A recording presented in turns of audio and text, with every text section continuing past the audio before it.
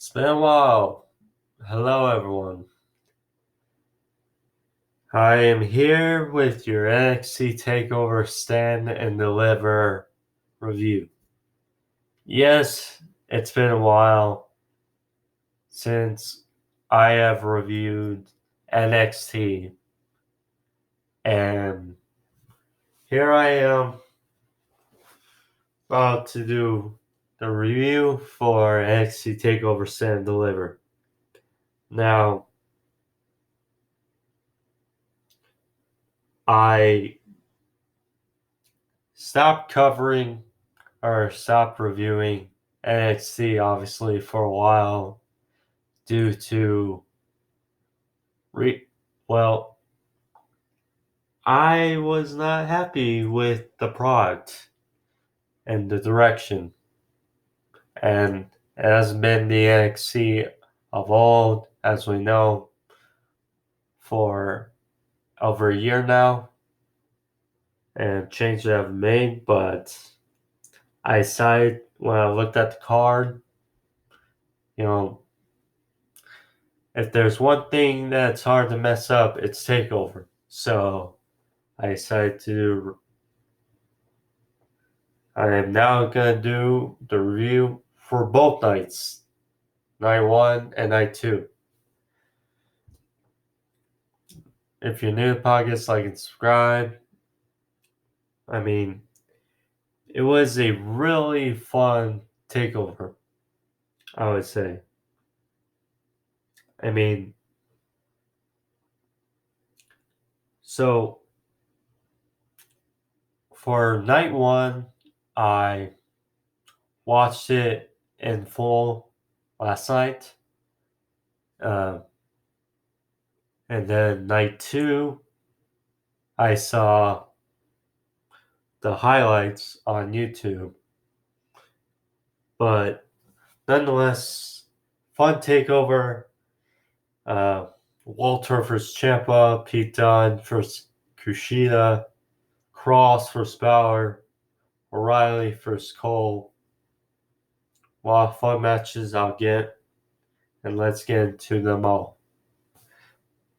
Sorry about the big intro, but yeah, so now let's get into the review. So the show's takeover started in a fun way. Pete Dunne versus Kushida. Now, I've been following with NXT since I stopped covering it.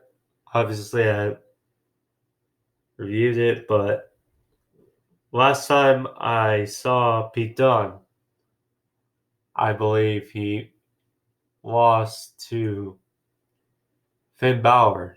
That was the last time I saw Kushida. No, for the past few years on NXT, he's been a good addition. And this was a fun, technical, savvy match, back and forth.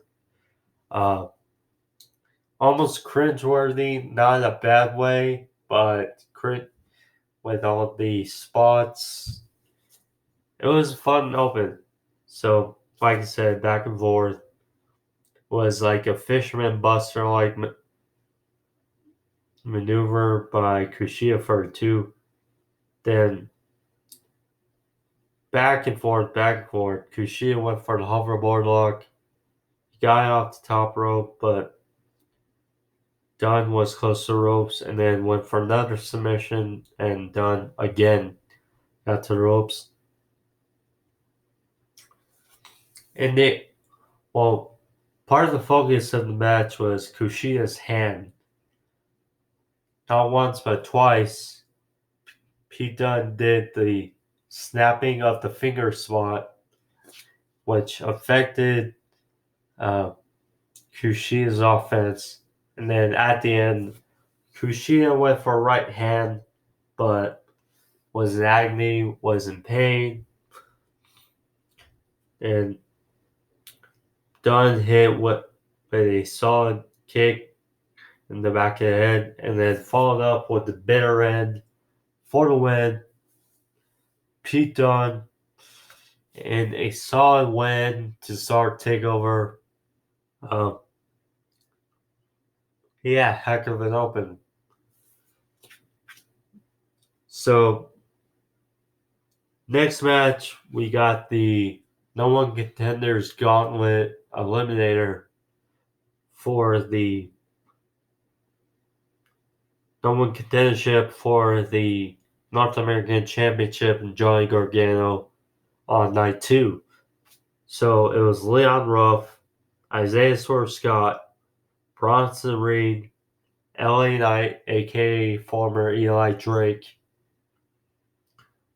versus Dexter Lumis versus Cameron Grimes. So it started off Leon Ruff versus Swerve. It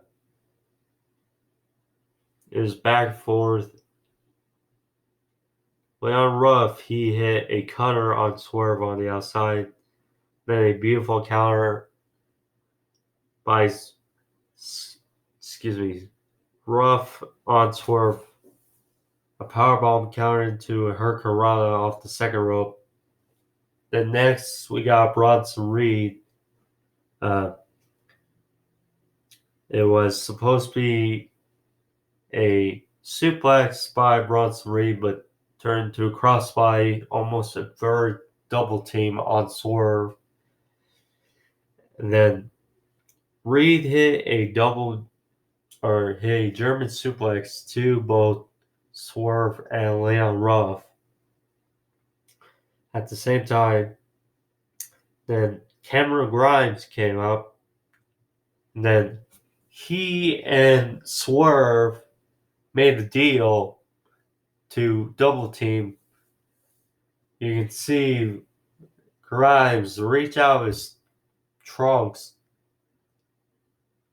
and hand money to Swerve. Kind of weird, but whatever. And then, so it was all a gang up on Leon Ruff, and the Ruff was eliminated by Swerve. Then next came out Dexter Lumis. And then LA Knight was the last participant coming out. And then LA Knight, I haven't heard his theme music until last night. But, I mean, it's okay. I mean, he doesn't look much different than when he was in TNA or in Impact, but okay. Well, he's still in good shape in NXT, I will say that. So, Lumis locked on the silencer on Cameron Grimes, but then was rolled up in a jackknife cover by LA Knight, and he eliminated Dexter Lumis. And then so we have a triple team of finishers on LA Knight, and Reed landed a senton on Knight for the elimination, and after Lumis got a bit of payback, walking on the silence on LA Knight, putting him to sleep. Afterwards, it came down to 3: Swerve, Reed, and Grimes. So Grimes was eliminated by Swerve after a series of roll-ups.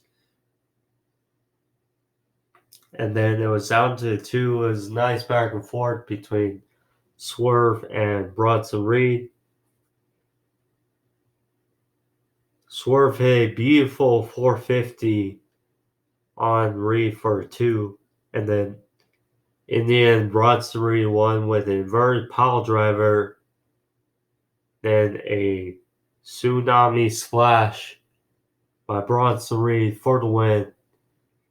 He advances night 2 to challenge Johnny Gargano for the North American Championship.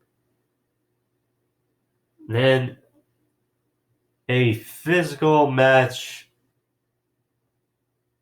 by next up between Walter and Tommaso Ciampa.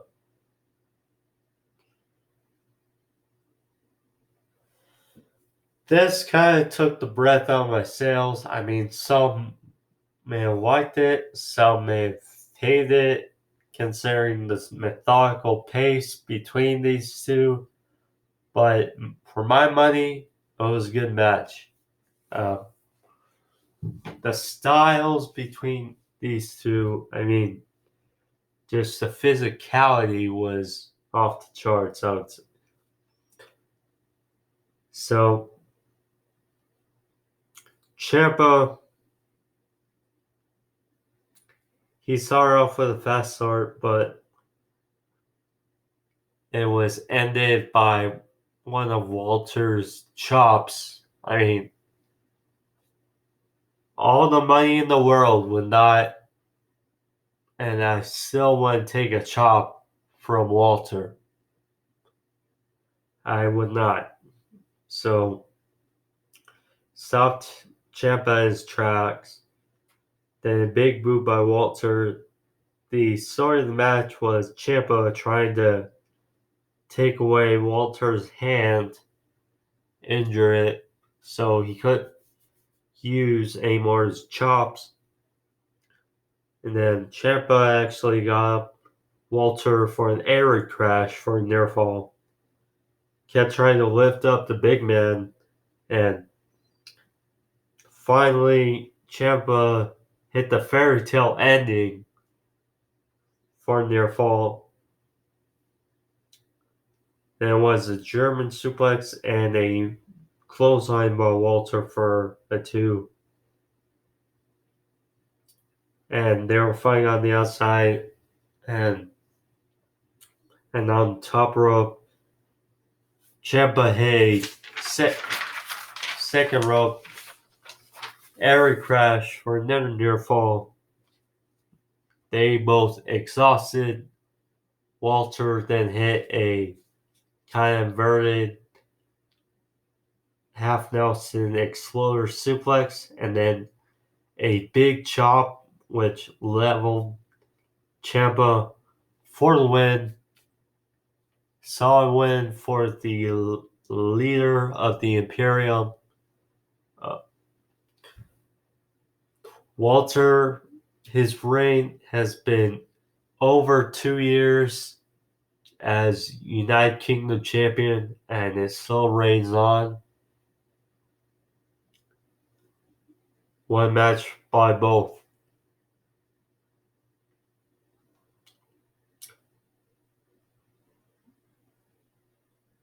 Or excuse me, yeah. So then we go to the tag team title match. Now, for those who weren't following up with NXT or hearing the reports, Oney Lorcan, I believe, sustained a shoulder injury, and thus Oney Lorcan and Danny Burch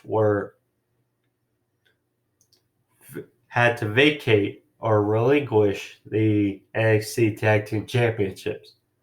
So, thus, this match was made.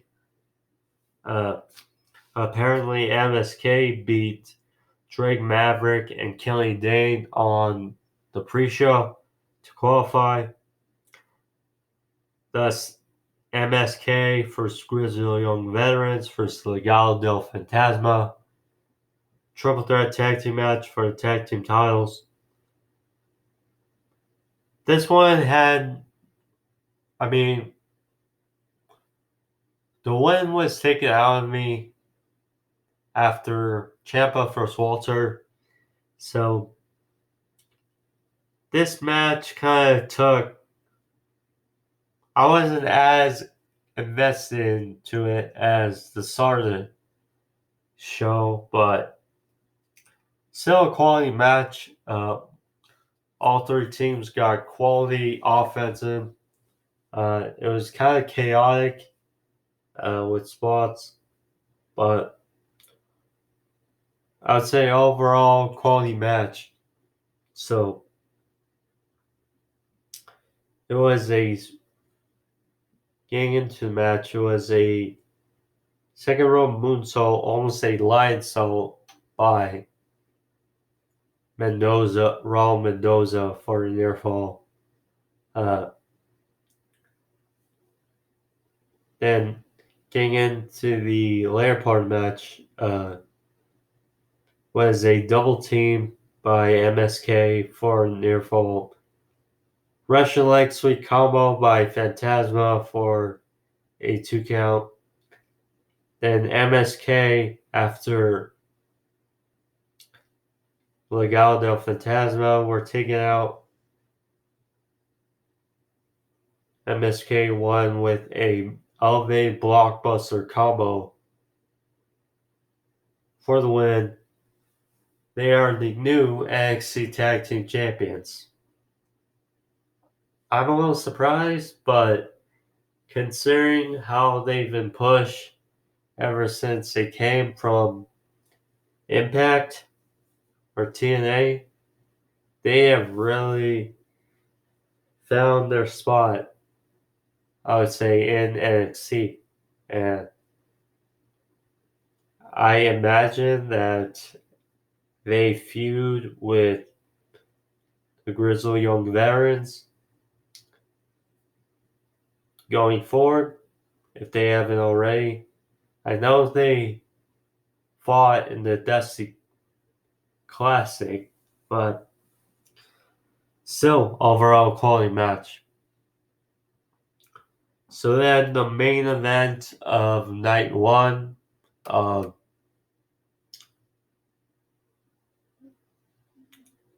Takeover.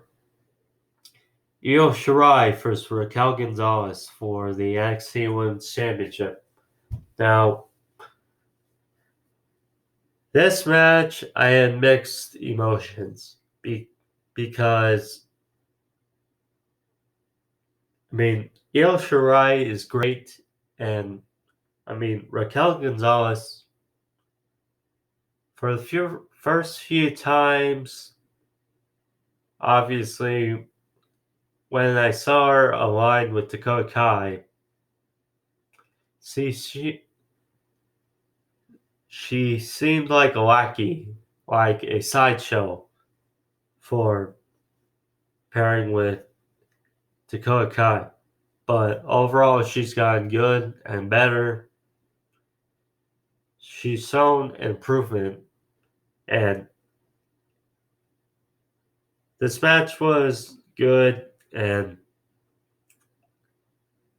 overall, Raquel Gonzalez wins with her one arm or powerbomb, and she's a new NXT Women's Champion. But mixed emotions because I love Dakota Kai, and she's my favorite in WWE or NXT, and she's aligned with Raquel Gonzalez. Now, I'm curious to see where they go forward. If perhaps they turn on each other, I would assume. But yeah, a good way, I guess, to end night one. Now again to night two of Takeover. Started with a hell of a start for the unified Cruiserweight Championship. Santos Escobar versus Jordan Devlin. Now, Jordan Devlin, obviously he won the NXT Cruiserweight Championship, but obviously because of COVID, he's been unable to defend it in NXT, but now he returned a couple weeks ago, and thus Shawn Michaels dropped the idea of them being in a ladder match to sell who's the definitive Cruiserweight champion, and thus Escobar and Devlin put on a hell of a match. So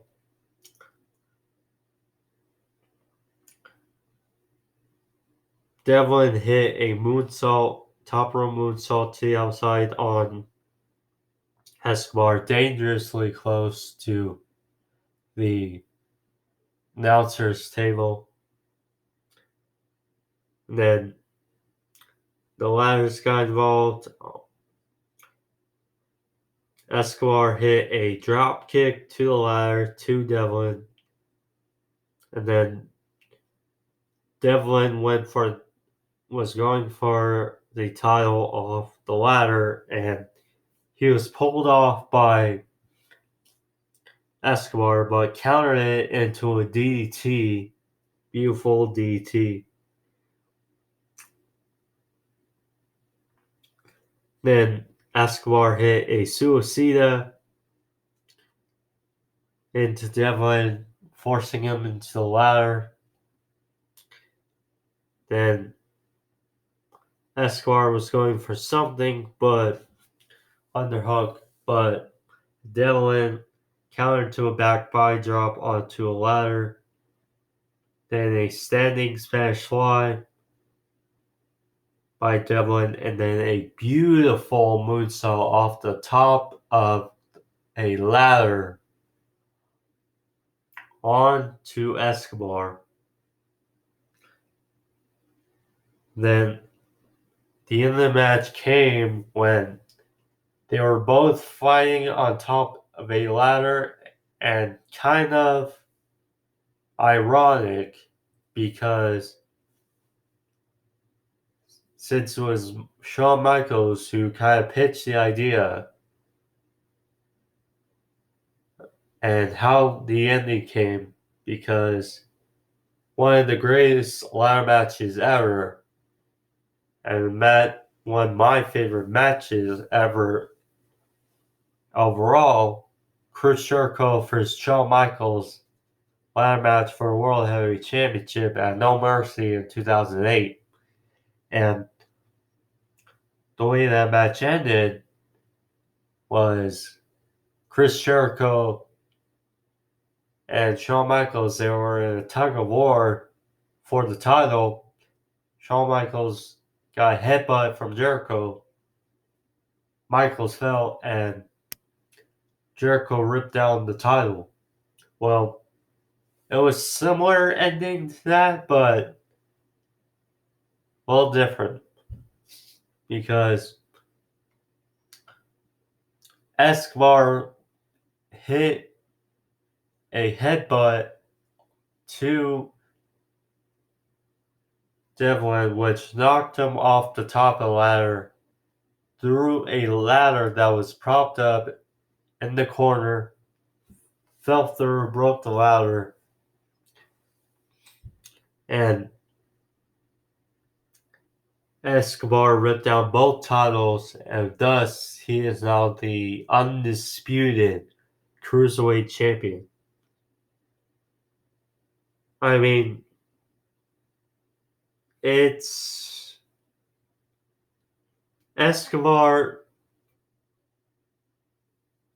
ever since his gimmick changed and he's become Santos Escobar,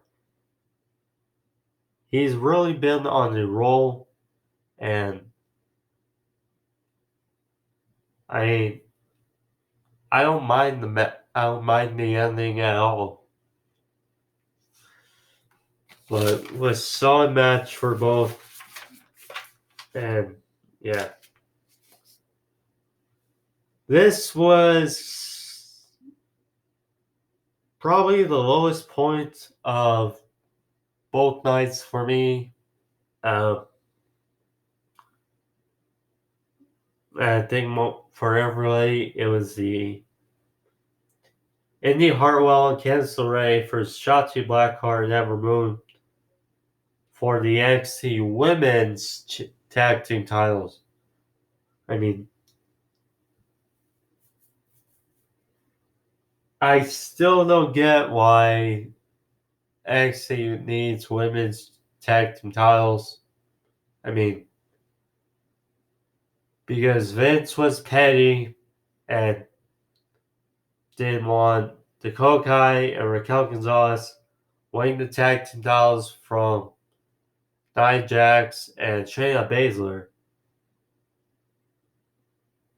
That was pretty much the reason why these titles were made. But nonetheless, Shotzi won with her senton off the top rope on Hartwell for the win. Her and Ember Moon kind of matched together really as a team, but I just still don't get the point of those titles. Then we got Bronson Reed for Johnny Gargano for the North American Championship. This was a fun match. I was curious what the outcome would be, but still was a good match. Bronson Reed obviously qualified, win the gauntlet on night one, but he hit a Falcon Arrow on Gargano for a near fall. Then a backstabber by Gargano for a 2 count. Bronson Reed hit a Airy Crash for a 2, and then finally Gargano won with not one but one final beat on Bronson Reed for the win. I mean, I'm curious because I think people in NXT are waiting still for when Gargano is the NXT champion and Candice LeRae is the women's champion. So that Gargano way can really be fulfilled. But considering the outcome of the next match, I think it'll still be a while until we at least get that. But Gargano, still one of the best wrestlers on the planet. Bronson Reed continues to get better. Yeah, solid match. Then we got the NXT Championship match between Karrion Kross and Finn Balor. This was kind of what you expect a match where Kross would try to impose his will, and Balor, using his speed and quickness, using his best to take down the former Killer Kross, now Karrion Kross. But this Zoe match really took a turn when,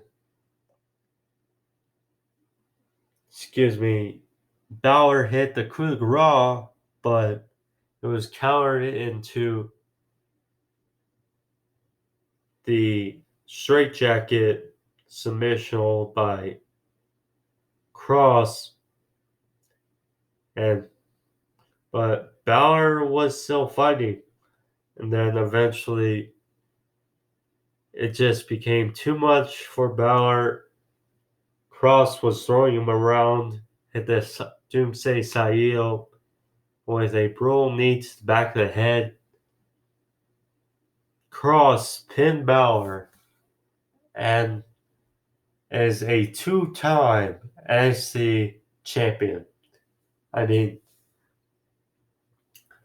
obviously he beat Keith Lee, and that it was sad because it wasn't a match it could have been, and Kross got injured and had to relinquish the title on NXT the following week. But now Kross can have the reign that many were kind of hoping he'd have the first time last year. Then we get to the main event. Adam Cole versus Kyle O'Reilly, unsanctioned match. I mean, this build had some really good build up for weeks and weeks ever since the breakup of the Undisputed Era. But this, I mean, it kind of underwhelmed, I would say. I think because if there were fans, like real fans, present with the whole Daily's Place or arena packed, then that would have added more to this match. But it was still a quality match for what it was. You know, chains, the glass was used, the chairs, tables. I mean, the sortiest match was Kyle O'Reilly's neck, because the reason why it was unsanctioned was William Regal said because of O'Reilly's neck injuries. So they made it unsanctioned, and Cole was doing everything he could to hinder and soften up O'Reilly from his neck. And there was a spot where O'Reilly went for a guillotine, and they went through a part of the stage area. And they rose up, and O'Reilly hit a Ushigoroshi and then a brutal knee with, I think it was the chain wrapped on his knee, I think. It's hard to see because of the highlights, but a brutal knee to the back of Cole's head for the win, and O'Reilly gets his vengeance after weeks and weeks and weeks of build, and Cole, I mean, I'm real curious to see what is next for both of them. But nonetheless, was a solid match. Wasn't what it could have been. I mean, another little part that kind of took it away from me was the fact that they were both in the ring gear, and it's unsanctioned match. It's but nitpicking. Overall, it was a solid takeover, I would say. Not the best takeover, but a solid takeover. It felt good reviewing NXT portion again.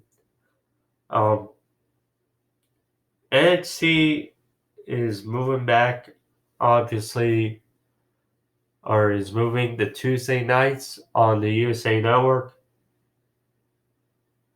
I will probably be watching NXT on Tuesday nights. Will I be reviewing? Probably not, but it felt good to review a NXT Takeover again. And otherwise, I'd review the next Takeover, if not. But we'll see what happens in the future. Nonetheless, thank you for joining me today. I had fun on the review. If you're new to the podcast, like and subscribe. Click on that bell. Thank you all. Be safe. First and foremost.